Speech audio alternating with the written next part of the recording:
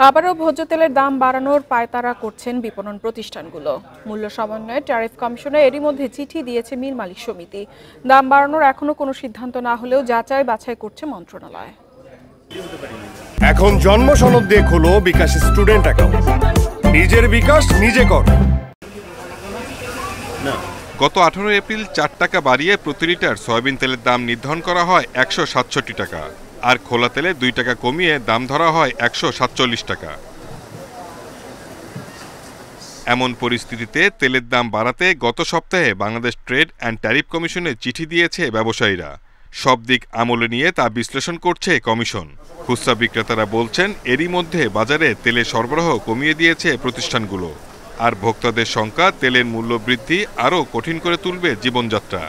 দোকানে মাল আনতে পারতেছে না, ডিলারের কাছে মাল আছে, টাকা দিলে মাল দিবে, সমস্যা নেই। নাবিশ্বাস অবস্থা।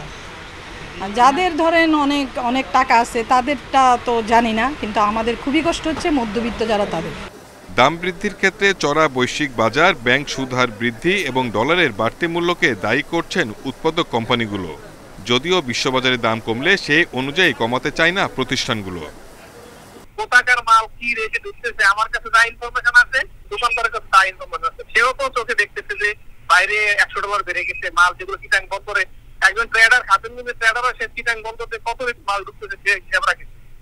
সয়াবিন ও পাম মিলিয়ে দেশে বছরে ভোজ্য তেলের চাহিদা 20 লাখ টনের বেশি। এর বেশিরভাগই আমদানি করে হাতে গোনা কয়েকটি প্রতিষ্ঠান। Shahid Ahmed, independent news, Dhaka.